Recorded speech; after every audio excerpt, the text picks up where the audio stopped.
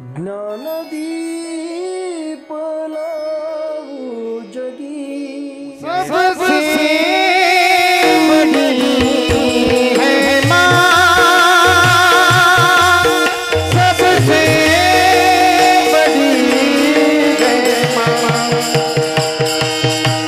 सबसे बड़ी है माँ,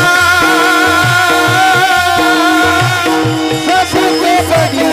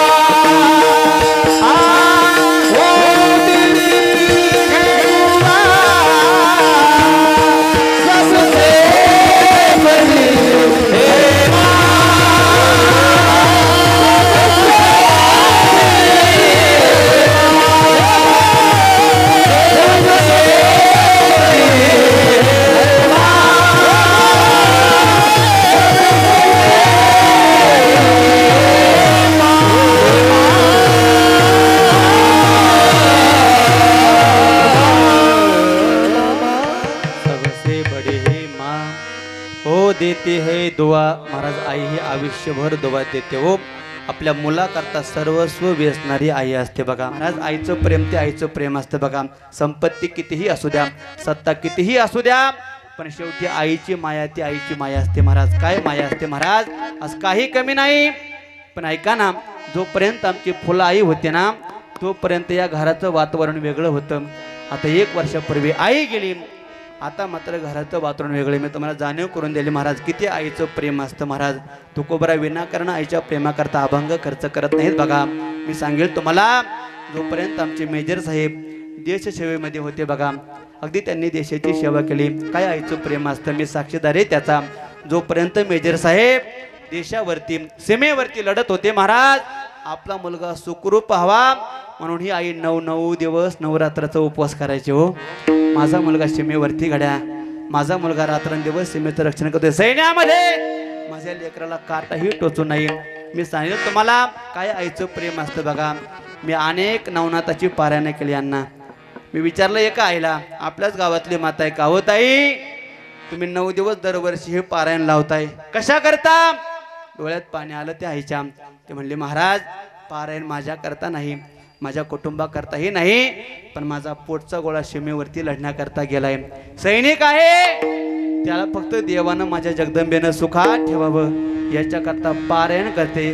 नंतर माझ्या कबीर महाराजांची भाषा आहे, एवढी जगामध्ये प्रेम करणारी आई आहे दादा। तुकोबराजेवरती जेव्हा जेव्हा संकट आलं ना, तुकोबरांनी माझ्या पांडुरंगाला आई म्हणूनच हाका मारली बघा। धाव घाली आई आता पाहतेस काही, महाराज जगात तोच भाग्यवान आहे ज्याची आई जिवंत आहे बघा। म्हणून असं कोणीतरी म्हटले बघा, आई विना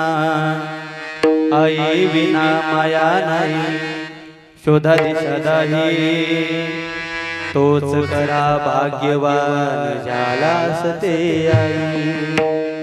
आई विना माया नाही, शोधा दिशा नाही.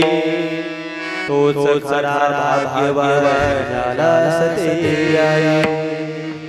जगामध्ये काही दिशेला गेलात ना, पण भाग्यवान तोच असतो ज्याची आई जिवंत असते. मी जाणीव करून देईल, आई नसल्यावरती काय असतं. आमच्या सुनीता ताईला, सुरेखा ताईला आणि इंदू ताईला विचारा, मला जाणीव आहे. दोनही भाऊ अगदी आईवानीच प्रेम करतात. आमच्या आदरणीय मेजर साहेब, आमचे सुभाष नाना, दोनही भाऊजाया, आमच्या छयाताई, जयश्री ताई आपल्या भाऊजा ननंदनला खूप प्रेम करतात. जाणीव आहे मला. प्रेम देतात महाराज, भाषे सगळे चांगलेत, पण आई असतानाचं प्रेम माहेरातलं वेगळं असतं आणि आई गेल्यावर माहेरातला अधिकार वेगळा असतो. सांगेल तुम्हाला, जोपर्यंत माहेरात आई असते ना, तोपर्यंत पोरगी हक्कानं येते आणि हक्कानं पिशवी भरून जाते हो. पण ज्या दिवशी माहेरातली आई जाते ना, पोरीला पाहुणीसारखं यावं लागतं आणि तात्या पाहुणीसारखं जावं लागतं. सगळ्या मनातल्या गोष्टी बापाला नाही सांगता येत, सगळ्या मनातल्या गोष्टी भावाला नाही सांगता येत, सगळ्या मनातल्या गोष्टी भाऊजायांना नाही सांगता येत. आईचं प्रेम वेगळं असतं बघा. किती प्रेम करते आई महाराज. माझी विनंती सगळ्यांना, जे तरुण मुलं आहेत तगड्या, आहे तोपर्यंत प्रेम द्या. अलीकडे शिक्षणाच्या नावाखाली फार आपण त्यांचा तिटकारा करतोय महाराज.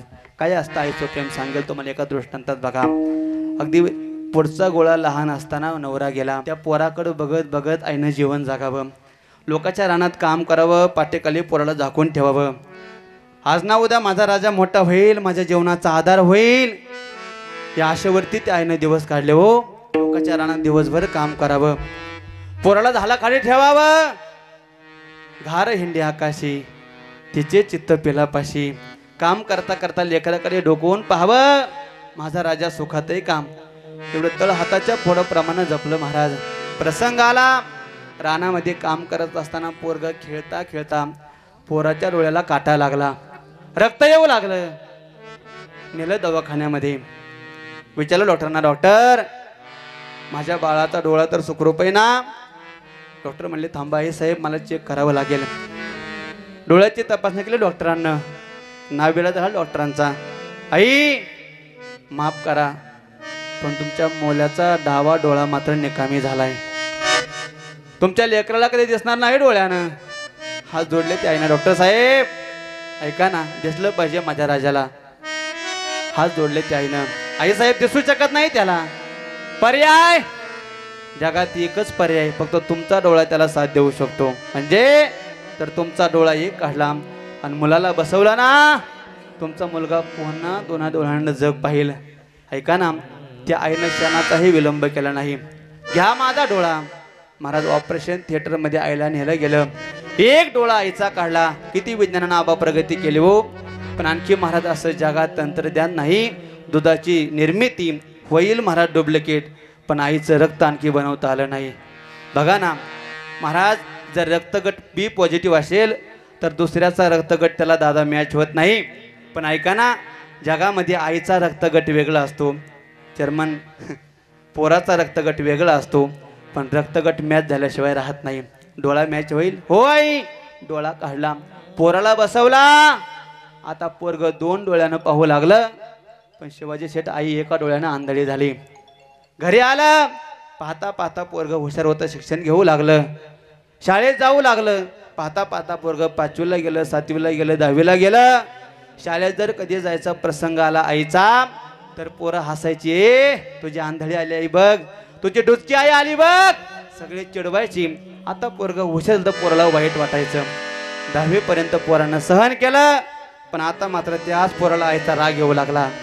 ज्या पोरानं आपला एक डोळा आईनं पोरा करता दिलता, बघा पोरग शिकून मोठं होऊ लागलं. आई तू शाळेत नको येत जाऊ. का रे राजा, तुला पोरं आंधळी म्हणतात, तुला पोरं डुचके म्हणतात, मला चिडवतात, आंधळ्याचं पोरग आलं. वाईट वाटलं ती आईला. काय सांगणार महाराज ती आई. पण आई हुशार होती. राजा सुखात आहेस ना? नाही येत शाळेत. पाहता पाहता पोरग 12वी झालं, ग्रॅज्युएशन झालं. पोरग परदेशात शिक्षण करता निघून गेलं, शिकलं, पोरग फार मोठं झालं. नवल बघा, ते पोरग परत कधीच गावात आलं नाही. आईनं वाट पाहावी. अरे नवरा गेला तर लोकांच्या रानात काम केलं, तर हाताच्या फोडाप्रमाणे जपला, पण तोच पोरगा आज फोन करत नाही, येत नाही, पत्र येत नाही. आईला वाईट वाटलं महाराज.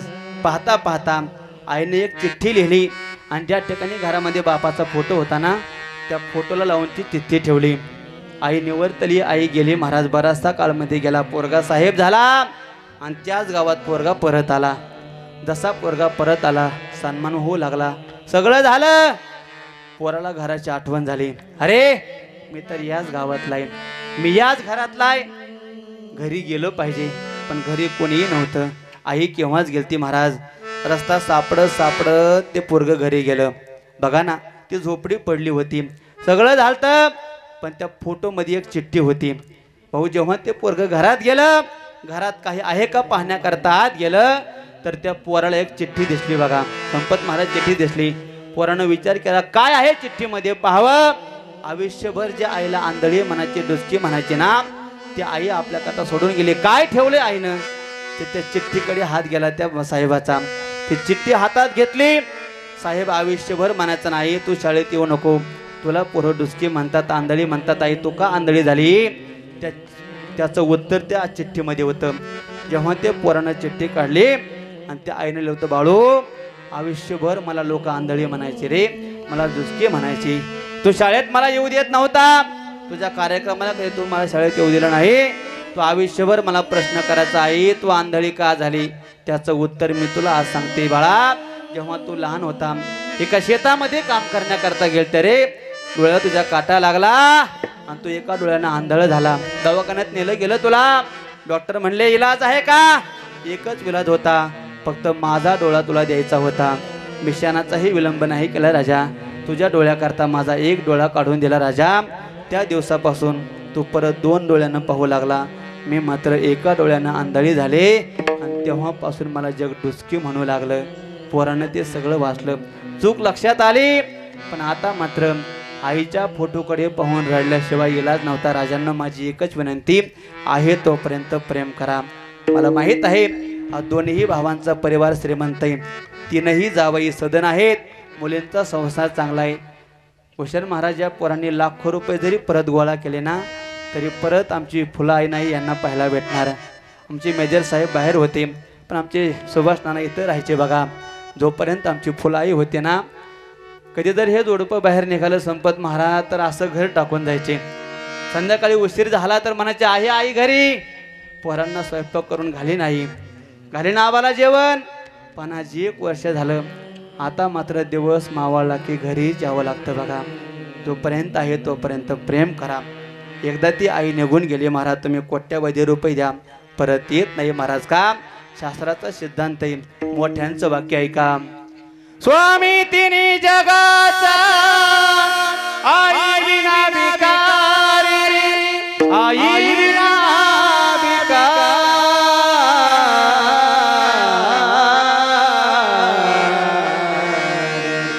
आई शिवाय जीवन हे अधूर असतं.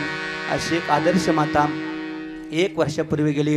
2ही मुलांनी, 2ही सुनांनी, मुलींनी, नातवांनी फार सेवा केली महाराज. 1 वर्ष झालं.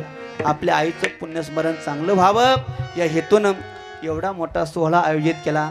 खरं तर ह्या आई बापाला मी धन्यवाद देतो. बघा, अलीकडल्या काळात कोट्यावधी लाखाची संपत्ती असून आईबापाच्या श्राद्धाला प्रवचन भजन करणारी माणसं कुठं, आणि तात्या शेतीमध्ये काम करून देशसेवा करून आईचाही आपल्या एवढा मोठा सोहळा व्हावा हा विचार करणारा हा मस्कीवार परिवार कुठं. मी मनापासून धन्यवाद. निश्चित महाराज तुका म्हणे जन्मा आल्याचे सार्थक, निश्चित या मातेचं जीवन धन्य झालं.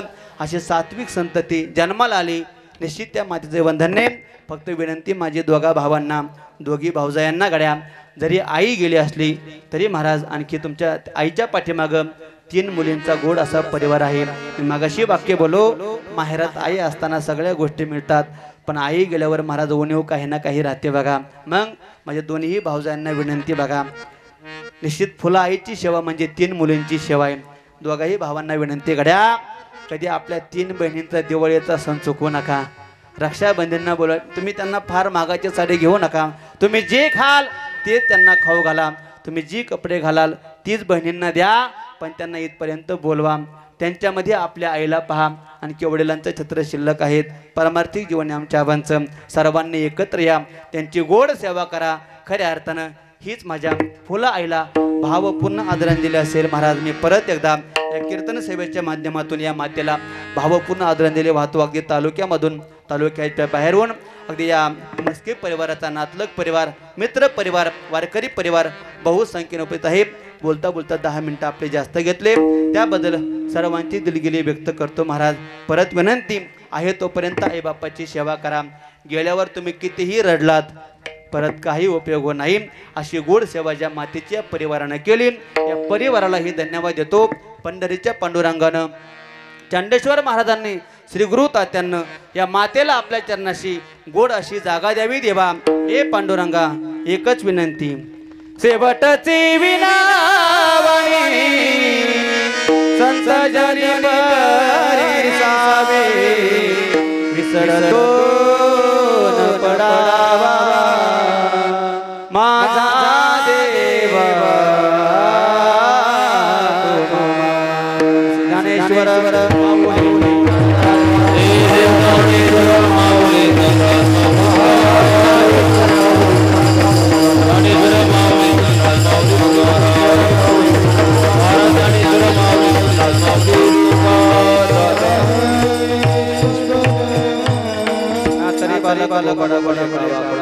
पावले ते तुझ करुणी माऊली रेजे देवी. ही कीर्तन रूपी सेवा या मातेच्या चरणी समर्पित करतो. सर्वच गायनाचार्य मंडळी सर्वांच्या वतीनं परमपूजनीय श्री गुरु प्रेममूर्ती भागवताचार्य भूषणजी बाबा त्यांच्या चरणी नतमस्तक होतो. परत एकदा वैकुंठवासी या मातेला भावपूर्ण आदरांजली वाहतो.